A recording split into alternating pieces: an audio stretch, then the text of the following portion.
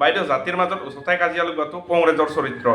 মোৰ পোনপটীয়া প্ৰশ্ন মাননীয় মুখ্যমন্ত্ৰী ডক্টৰ হিমন্ত বিশ্ব শৰ্মা ডাঙৰীয়ালৈ যে অসমখন জনজাতীয় ৰাজ্য হ'লে হিমন্ত বিশ্ব শৰ্মাৰ দৰে এজন ব্ৰাহ্মণ লোক অসমৰ মুখ্যমন্ত্ৰী হ'ব নোৱাৰিব বাবেই তেখেতে অসমখনক জনজাতীয় ৰাজ্য হোৱাটো নিবিচাৰে নেকি?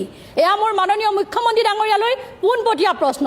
তেখেতে নিবিচাৰে নেকি অসমৰ যি খিলঞ্জীয়া অসমীয়া সেই অসমীয়াসকল সুৰক্ষিত হোৱাটো, অসমৰ ভূমি সুৰক্ষিত হোৱাটো তেখেতলোকে নিবিচাৰে নেকি? তেখেতলোকে কেৱল খালি তেখেতলোকৰ যি RSS মনুসংহিতা লাগু কৰিবৰ কাৰণে লাগি আছে বা তেওঁলোকে নিজেও লাগি আছে, সেইকাৰণে তেওঁলোকে কি অসমখনক লেবৰেটৰী হিচাপে ব্যৱহাৰ কৰিছে নেকি যে আজি এটা জাতি গুচতাই দিব আন এটা জাতিৰ বিপক্ষে কাজিয়া লাগিবলৈ?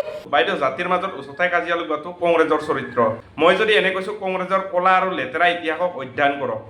দ্বিতীয় কথা, আপোনাৰ প্ৰশ্নৰ উত্তৰ দেৱব্ৰত শইকীয়া ডাঙৰীয়া আৰু গৌৰৱ গগৈ ডাঙৰীয়াহে দিব পাৰিব। কাৰণ কংগ্ৰেছে অসমত ৫৫ বছৰ শাসন কৰিলে, তেতিয়া কি ঘোঁৰাৰ গা কাটি আছিলে? তেতিয়াই অসমক জনজাতীয় ৰাজ্য হিচাপে ঘোষণা নকৰিলে কিয়?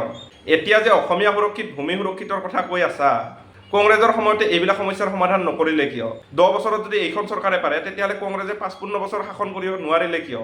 কোন মুখ্যমন্ত্ৰী হ'ব পাৰে নোৱাৰে সেইটো ডাঙৰ কথা নহয়। অসমত কোনে চৰকাৰ গঠন কৰে নকৰে সেইটো ডাঙৰ কথা নহয়।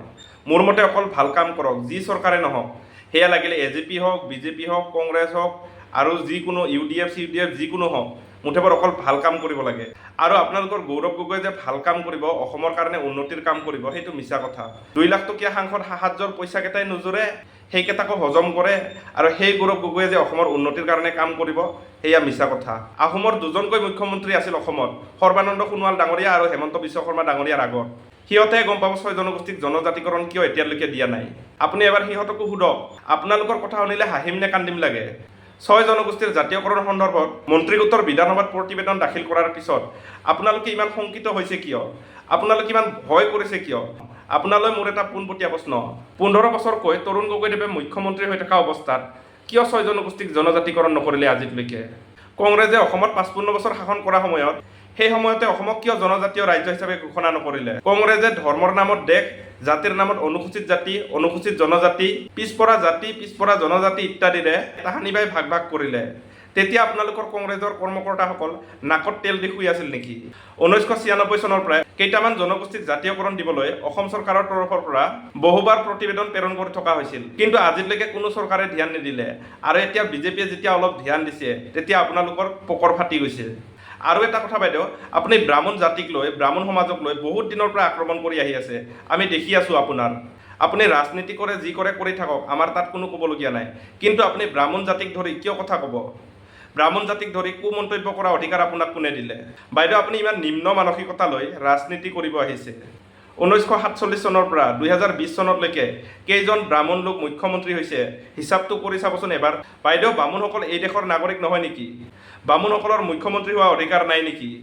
আপুনি হেমন্ত বিশ্ব শৰ্মাক বেয়া পায়, কি পায় সেইটো আমি নাজানো। আপুনি হেমন্ত বিশ্ব শৰ্মাক বেয়া পায়, সমালোচনা কৰে, কৰি থাকক, তাত আমাৰ ক'বলগীয়া একো নাই। কিন্তু আপুনি ব্ৰাহ্মণ জাতিটোক ধৰি কথা কিয় কয়? আপুনি যিকোনো কথাত ব্ৰাহ্মণ জাতিটোক টাৰ্গেট কিয় কৰে? কংগ্ৰেছে দেখোন প্ৰথম অসমত ব্ৰাহ্মণ মুখ্যমন্ত্ৰী পাতিছিল। গোপীনাথ বৰদলৈওতো এজন ব্ৰাহ্মণেই আছিল। মানে আপোনালোকৰ মতে কংগ্ৰেছত থাকিলে ভাল, বিজেপিত থাকিলে বেয়া।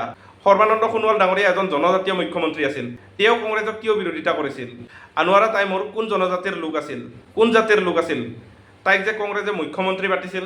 বাইদেউ বিজেপিক হৰুৱাব হ'লে বিজেপিৰ দৰে হ'ব লাগিব, বিজেপিৰ দৰে শক্তিশালী হ'ব লাগিব। কেৱল মুখ্যমন্ত্ৰীৰ গালি শপনি দি তুচ্ছ তাচ্ছল্য কৰি কথা ক'লে আপোনালোকৰ দলক ৰাইজে ভোট নিদিয়ে। আপোনালোকৰ দলে মুখ্যমন্ত্ৰী ডক্টৰ হিমন্ত বিশ্ব শৰ্মাতকৈ ভাল প্ৰদৰ্শন কৰক, ভাল কাম কৰক, যদি পাৰে তেতিয়াহে আপোনালোকক জনসাধাৰণে ভোট দিব। নহ'লে পিছত আপোনালোকে এনে EVM-ক গালি দি লাভ নাই। আপোনালোকৰতো অভ্যাস আছে EVM-ক গালি দিয়া, ইলেকশ্যন কমিশ্যনাৰক গালি দিয়া। বাইদেউ আৰু এটা কথা, আপোনালোকে যে সমতাৰ লালসাত বিপৰীত চিন্তা কৰি আছে, অসমৰ ৰাইজে, অসমৰ জনসাধাৰণে ইতিমধ্যে গম পাইছে। অসমত বৰ্তমান আগৰ যুগ নাই বাইদেউ, অসমত বৰ্তমান ঘৰে ঘৰে শিক্ষিত লোক আছে। আপোনালোকৰ এই ভেলকিবাজিবিলাক অসমৰ সকলো মানুহে বুজি পায়। কেতিয়াবা ভাল এক্সপ'জ হ'ব আপোনালোকে।